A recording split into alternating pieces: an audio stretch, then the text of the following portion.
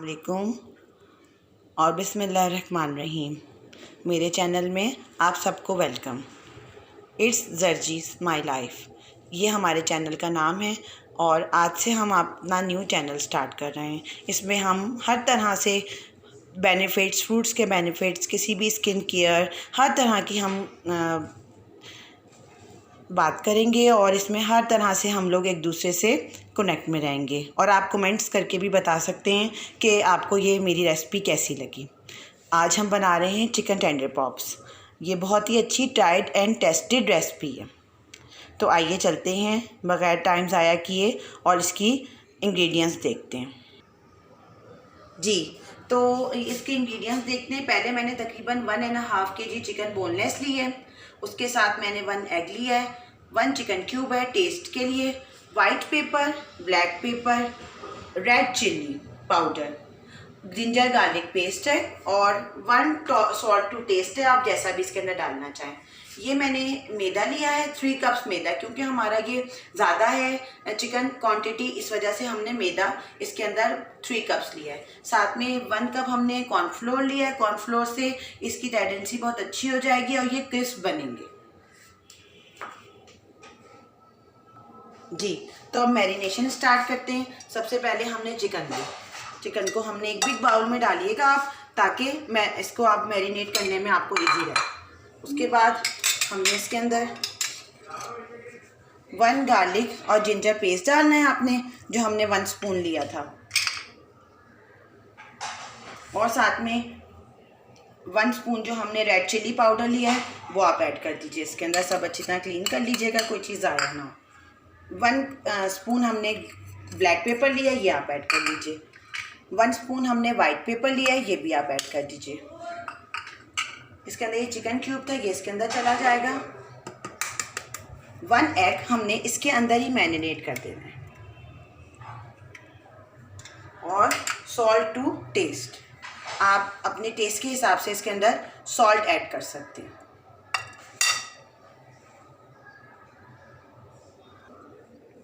अब हम इसको मिक्स कर लेंगे अच्छी तरह। हैंड आपके वॉश हैं तो आप हैंड से मिक्स करिए, वरना तो आप स्पून से भी कर सकते हैं। इसको मिक्स करके हम लोग तकरीबन 1 आवर के लिए रख देंगे, ताकि मसाला अच्छी तरह अंदर तक चला जाए।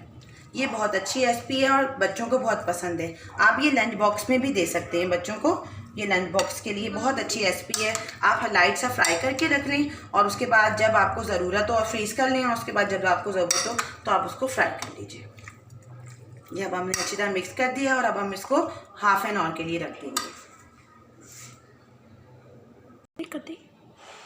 अब सबसे पहले मैंने ऑयल को गर्म करने के लिए मैंने इसके नीचे चूल्हा जला दिया और अब साथ में ये हमारी 45 मिनट्स गुजर गई, अच्छी तरह मैरिनेट हो गई है।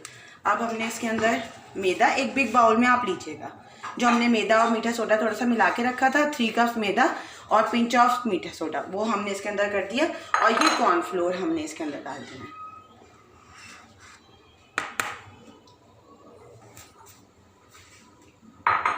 इसके बाद आपने इसके अंदर सॉल्ट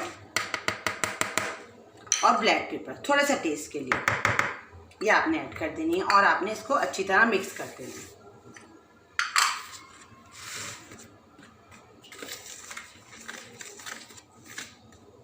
अच्छी तरह इसको मिक्स करें ताकि सॉल्ट, ब्लैक पेपर, कॉर्नफ्लोर, मैदा और जो मीठा सोडा हमने डाला था वो अच्छी तरह मिक्स हो जाए।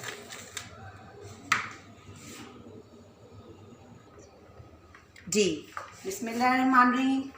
दोबारा से स्टार्ट करते हैं। ये देखिए, अभी हमारी चिकन है मैरिनेट हो गई है। ये सब चीज़ें हमने इसके अंदर मिक्स कर ली थी। और ये एक हमने वाटर लिया है, सिंपल वाटर है, टैप का।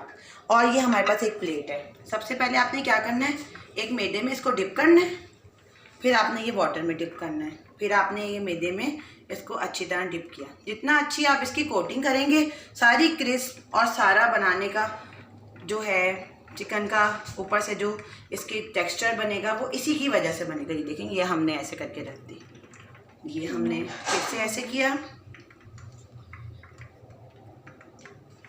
और फिर आपने इसको वाटर में डिप किया और फिर आपने इसको वाटर में डिप किया और फिर आपने इसके अंदर किया। तकरीबन 3 टाइम्स हम इसको करेंगे और ये बहुत ही अच्छी इसकी कोटिंग बन जाएगी। मैं आपको एक और करके दिखाती हूँ। ये देखें, ये चिकन ली हमने, ये हमने इसको ऐसे ही इसमें डिप किया मैदे में जो हमने बनाया था। उसके बाद हमने इसको अपने दोबारा मैदे में डिप किया, ये फिर वाटर में डिप किया हमने, फिर हमने मैदे में डिप किया। ऑयल हमारा हल्का हल्का गर्म हो रहा है।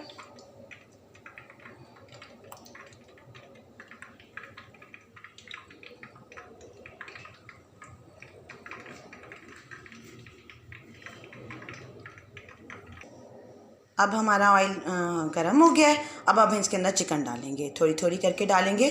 ऑयल हमारा बिल्कुल गर्म है। ये देखें, बाजिल डालेंगे चिकन मेरे साथ।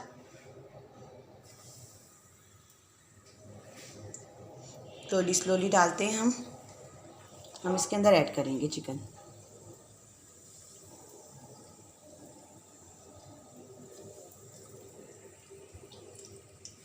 देखिए, ऑयल में आप एकदम से बहुत ज़्यादा चिकन मत डालिएगा, वरना तो चिकन की कोटिंग ख़राब होने का और चिकन के सही तरह ना पक जाने का थोड़ा सा डर होता है। इसलिए थोड़ी थोड़ी आप चिकन डालिएगा और उसको फ्राई कीजिएगा।